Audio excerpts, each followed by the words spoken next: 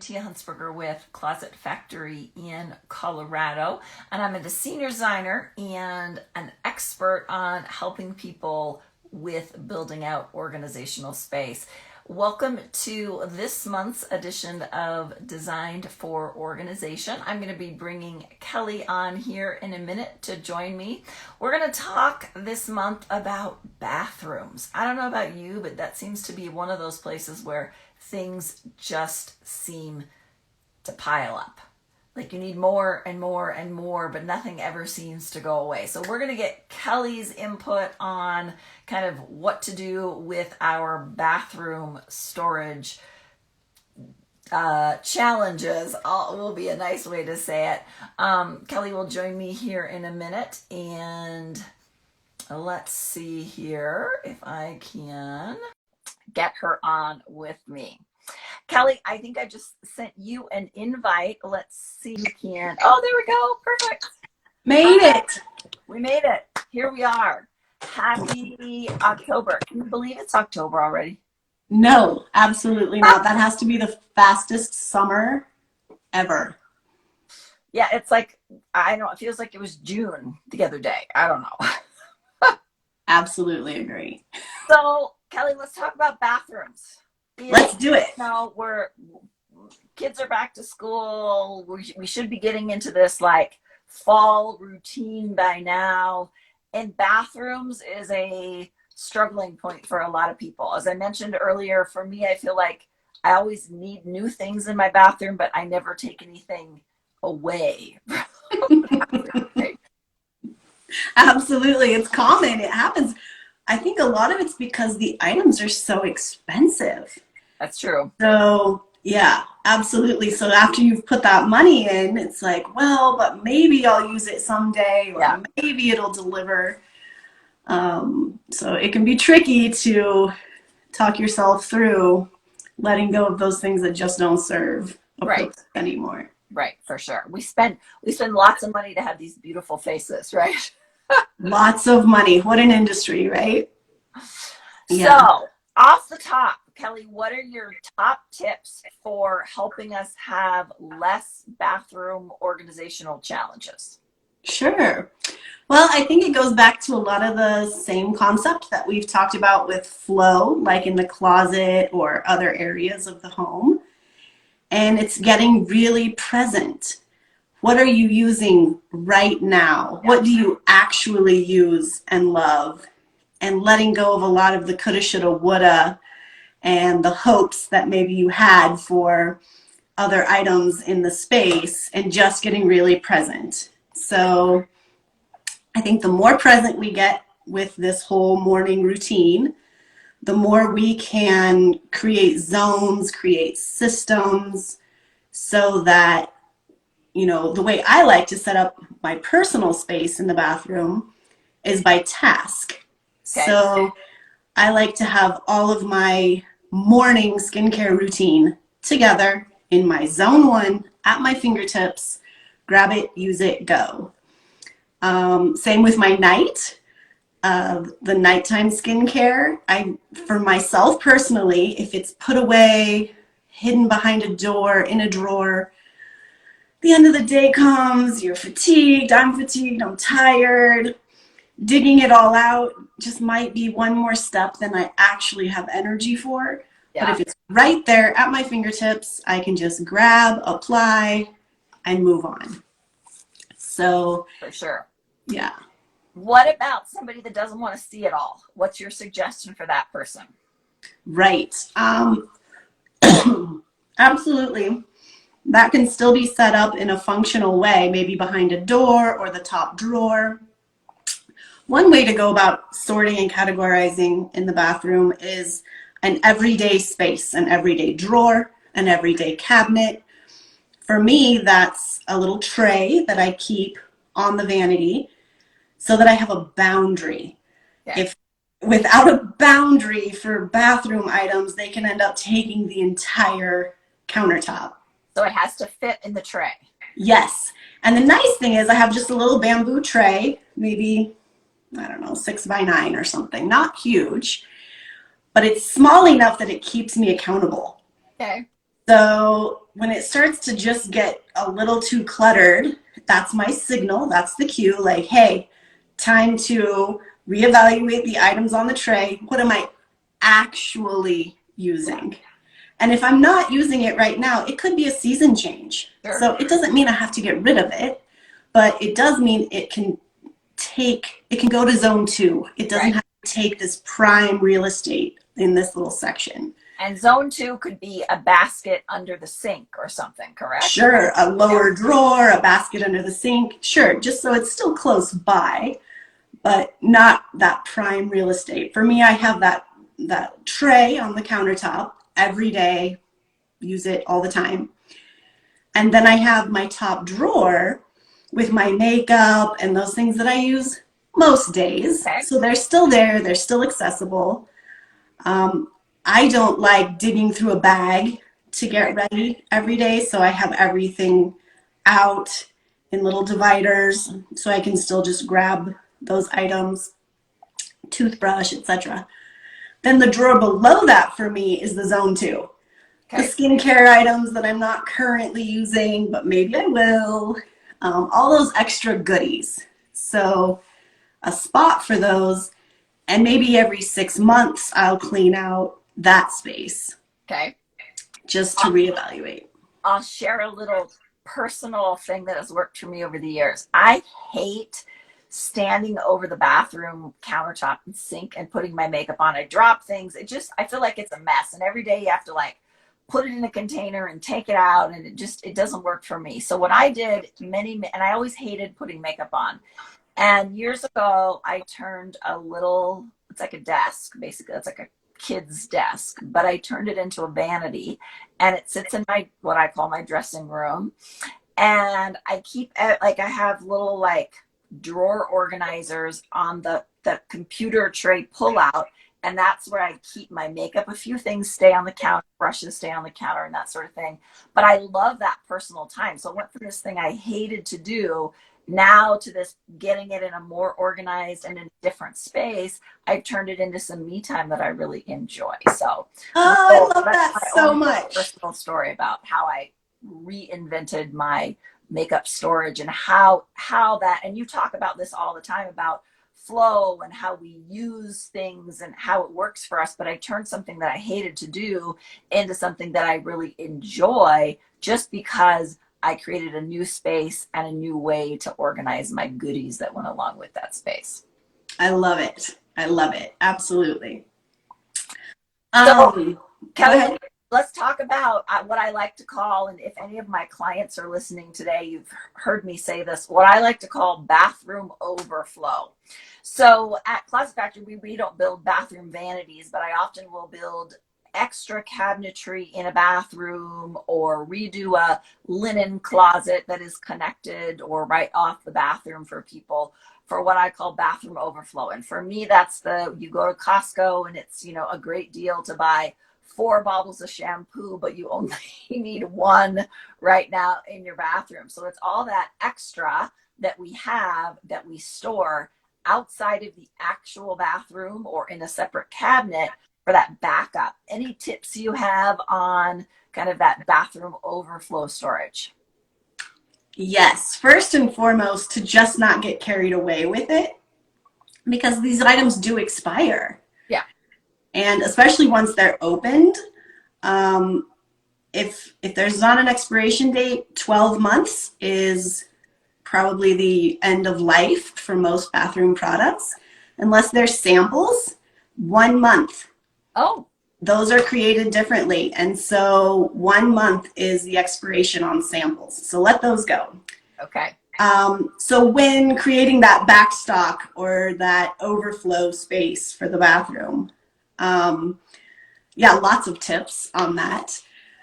I think first and foremost, to keep it sorted and categorized. Yep. So that you have hair, skincare, dental, whatever the categories may be that are appropriate for you. And always, always, always remember to shop at home before you shop, because you see it over and over. I mean, I've done it too. Like, I always like to have a backup of soap or something. And then you buy a second 12 pack from Costco. And oops, because that's still valuable real estate. And Yeah, sometimes it does cost us to store things at home. So we think, oh, this is a great deal. I'm going to get a deal at Costco. But for your sanity and management, you're still paying in some way to store those things at home. So when possible, store it at the store. When you do have that excess, have a linen closet, have a space for it. If you don't have a designated home for the backstock, you don't need to own it because it's just going to get in the way and disrupt the flow, disrupt the energy. And that costs more than the savings of buying it in bulk. for sure, for sure. And I think there's a balance. Like there's certain things that I know I'll always have a backup of because when I run out, I desperately need it. And there's some things that I can live without for a day or two if I run out of them. But there's a difference between having a backup and having a 12 pack and then another 12 pack. When that happens, that's when you figure out, where's the nearest shelter that I can donate these extra bars of soap to, right? Right. Absolutely. Absolutely. Another tip too, when it comes to that is maybe keeping a Sharpie nearby so you can mark those items, whether it's makeup in the bathroom or it's the shampoo with the date you purchased it. Because I don't know if I really want to use a 10-year-old bottle of shampoo very badly. Right. Especially the more we're going to these all natural ingredients, trying to get away from a lot of the synthetic, etc. That's going to reduce the shelf life of a lot of items. And it can become hard to remember, which Costco run did I buy this on? Right. They all get mixed and mashed together. So yeah, for me, like depending on what the item is would depend on like that expiration date, right? Like, do I can keep this longer because it's something I don't use or need very often, or something I use every day where I want to really make sure, like if it's a skincare product, I'd want to make sure it's definitely fresh and good. Absolutely. Absolutely. Something that kind of goes along that line too is sets. I think we see this a lot in bathrooms. There's a cute little makeup bag at Nordstrom and it comes with this precious little set, or you get a gift set for Christmas. And without fail, you loved the perfume that was in there, but maybe not the body wash and the extra little pieces. Right. But they're new. And so people tend to hold on to them because they were part of a set and they were new. And I think that's a really good place to, again, get really present and honest with yourself about what do I actually use and love? Because again, it's costing your energy to manage these pieces that you may not even really care about. Right. So gifting them to a niece or nephew or a shelter or different places, sometimes it's just throwing them away. It depends on what it is, etc. But keeping it might be costing you.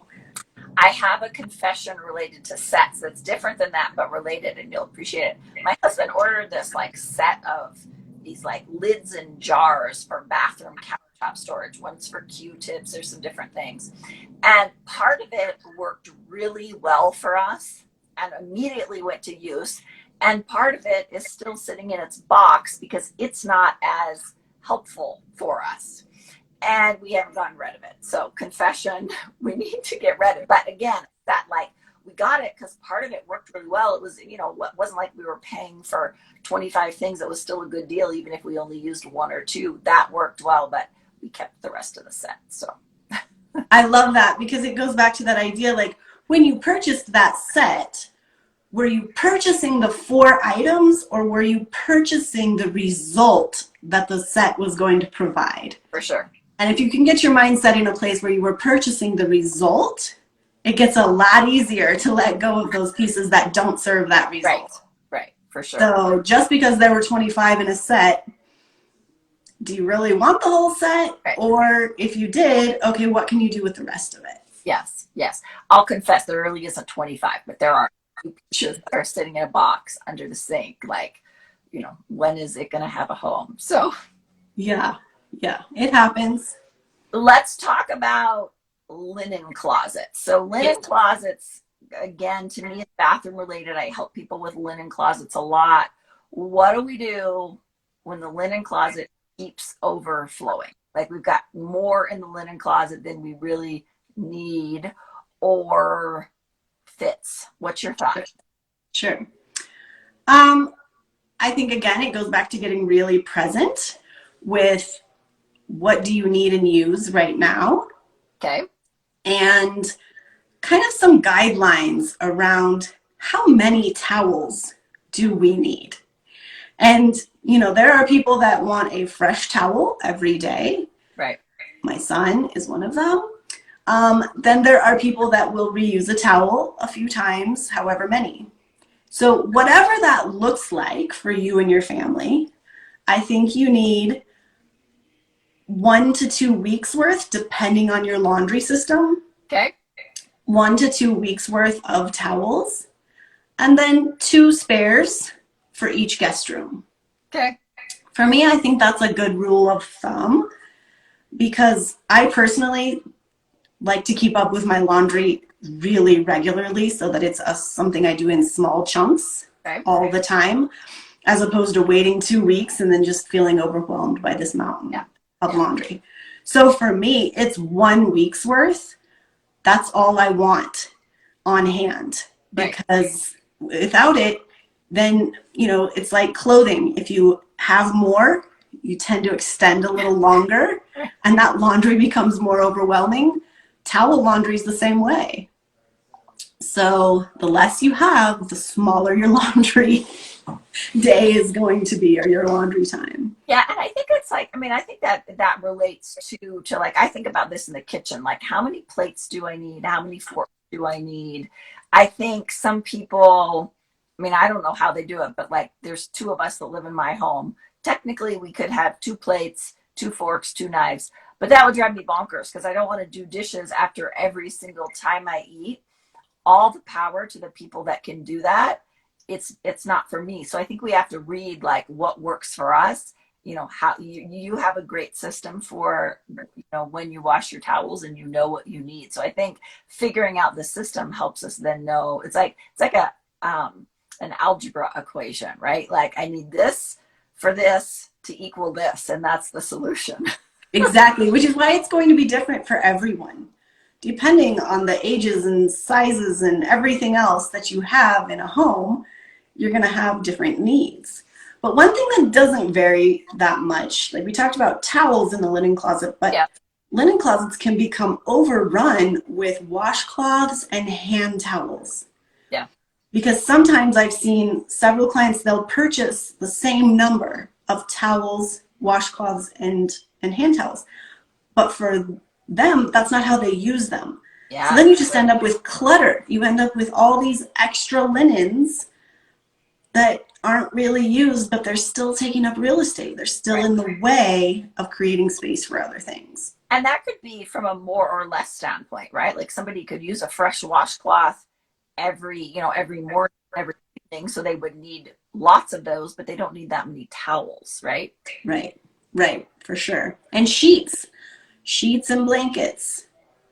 Yes. How many extra sheets? I say 1 extra set per bed and done. Because when it becomes more than that, it gets really overwhelming to keep up with them, manage them, cycle them through, etc. So for most people, probably 1 extra set per bed and be done with it. Yeah, for sure. I've seen some interesting, like in some organizational chat groups online, I've seen people arguing about how many sheets they need, because that take up a lot of space for sure. For sure. Yeah. And I like to get a cute basket that you can see into, but it contains. Oh, nice. Because I think sheets are hard to fold and have them look orderly and beautiful. Mm-hmm. And just how much time do you actually want to spend folding them to keep the linen closet looking nice? Right. So sometimes the baskets can make it to where, sure, you've still folded them, but you didn't have to use extra time on it, because what you're going to mostly see is the front of that basket or container that has them inside. And I think, again, it provides a nice boundary Yeah. because you're like, oh, if the sheets are overflowing from this container, Yeah. it's probably time to let some of them go. Yeah, for sure, for sure. So, Kelly, any thoughts on, like, we've talked a little bit about your own bathroom. What about organizing the kids' bathroom? What are your, when it's not your personal space? With kids, I always say, first and foremost, going back to the minimal amount to be managed. And it's got to be zone one for kids. That toothbrush, toothpaste, the things that you want used every day, their everyday drawer or space, whatever it might be. It has to be as easy to put it away as it is to get it out. So if for me, I need those things visible and accessible at night, for most kids, they need to be right there in the line of sight just to help build those healthy routines and habits. A lot of times in a kid's bathroom, we'll come across the need for bathtub toy storage. Okay. They can just overtake underneath the sink so easily. And it needs to be something where they can dry and the air can circulate, because might not get them dry. Who's going to sit there and dry off bath toys before putting them away, right? Sure. And also for under the bathroom sink, you know, there's all types of like tall drawers, different things, alpha shelving, like standalone alpha drawer sets that can go under the sink, and they'll create that storage, especially in a kid's bathroom. It's so nice to have, you know, the extra toys, the extra like diaper, cream, all those little pieces that you need for backup, but where do you put them? Yeah, So. for sure, for sure. Oh, another thing for kids' bathrooms. So I love the idea of using Rain-X on mirrors or faucets, countertops, just to help reduce that splash effect. And in kids' bathrooms, it's super helpful because they tend to make a little more mess with the water than other people do. And so using Rain-X can be really helpful, especially in there. For sure, for sure. So, Kelly, one of the things that I love about when I design a linen closet or some extra bathroom related storage is, so we've talked about storing things in zones, but I want to talk about, and I love, when we were talking earlier, I love the fact that we get to create the zone, right? So it can be the time of day that we use it. It can be the subject. Like in my house, we have a first aid box and we have a cold medicine box, and we have like different containers for different subjects, because that's the way my brain thinks. If I need, like I need first aid, I just go to that box, right? But I love the fact that time is another way that we can think about that, which is awesome for me.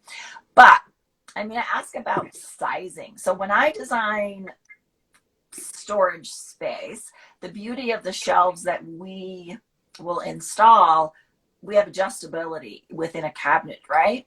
So what's your thought on, like, okay, if I have a hair care bin and I've got some tall shampoo bottles or tall hairspray, but then I have some small, like, you know, combs and brushes and ponytails and all of that stuff in there. What's your thought on different sizes in a similarly subject container?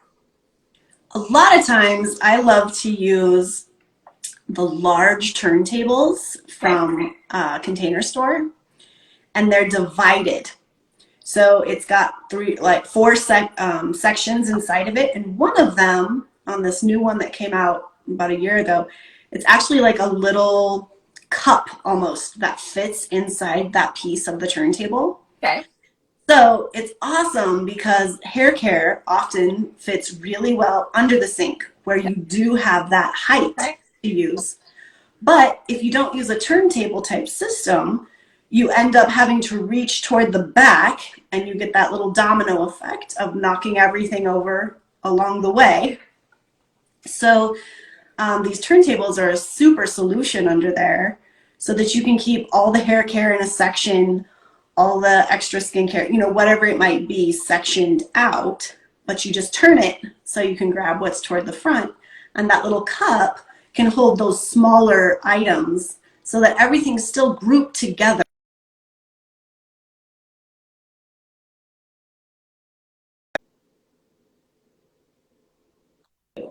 Oh, there you are. There we go.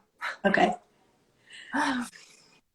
Yeah, that's one of the things. I mean, I talk about that a lot. I was actually with some clients last night and we were talking about a pantry space. And although it's different subject matter, same idea of like combining like sized items. Because I know a lot of times when I go into a pantry that a builder has done, all the shelves are preset heights. And you've got some where you put canned goods and you've got a whole bunch of empty space above. And then you've got like the mixer that you want to put in the pantry, but it's too tall to fit. So the beauty of what we do is shelves are adjustable, so people can really make that fit to whatever size their container or item is, which I love. I love that too. And it's so important because, again, being organized is about being present and things change and they transition. Like it's not a one time event that now I'm organized and I'm going to be able to stay this way for the next 20 years. Right. Things change every year, every season sometimes. So Yeah. that adjustability is so important so that the space can still be optimized a year from now, even though it was optimized this minute for what's going on this minute. Yeah, related to that, I had a little challenge where I've been buying this one type of shampoo that came in a medium sized bottle and it was working really well. And I went to buy it last week, the week before, and they only had the big giant bottles. And I was like, this doesn't really work. So what I did was I bought the big bottles and they have the pump on them. And then I refilled my little bottles. So the big bottles can go storing away and I can keep the medium sized bottles in the shower that fit well in there. And it's a backup, but I only need to get to it, every few months I can go in and fill up my bottle. And so that was a little solution where I had a size change that had to happen because I didn't have what I needed in the size I wanted. But I think it's going to work out well. Awesome. Awesome. Yeah, because those little things can throw a system Yeah. so quickly. Yeah. And it's always a trick to, when you have a system, right when you notice that it's starting to unravel, that's the time to grab it and say, oh, what can I adjust to keep the system moving before it completely spirals and unravels? So because once it's out of control, we have no idea, right? then you have to call us for sure. Yeah, I was going to say, that's when we call Kelly and her team to come in and help because we just can't figure out. And that's what I love about what your team does is it helps. I mean, even just when you and I have a conversation, it helps me just think about a different solution than like we've all heard that story of the woman who always cut the end of the ham off for Christmas dinner and somebody asked her why and she's like, I don't know why we cut it off, but that's always what my mom did. Well, come to find out her mom did it that way because it fit in her mom's pan, not because the end really needed to be cut off. So oftentimes I think we get this one way of doing things because that's what we've been exposed to from our family, from our friends, whatever it is, and it's hard to think outside of the box. And even just like your suggestion of like times of day that we use things versus subject matter, I think that may have changed my life. I don't know. Try it because it's so true. And some people, they like to categorize in the bathroom by face, hair, dental, etc. Yeah. Some people like everything by brand. They want the sets, right? Yes. They want their whole Rodan and Fields skincare set together.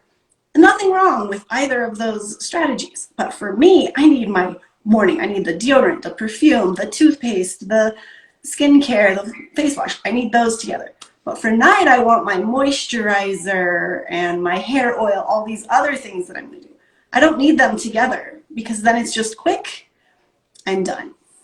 For me, I think I'm going to try this and I'll give you an update on it. I think zone 1 by time is amazing. Zone 2 by category, because if it's not using every day, then I need to think, okay, I need to go to the hair bin or the skincare bin or whatever it is. I shared this with you earlier and I will share this, and this relates to bathrooms, but it's kind of out of that. I spend my evenings curled up on the sofa, and sometimes it's with my computer, sometimes a book, sometimes the TV's on.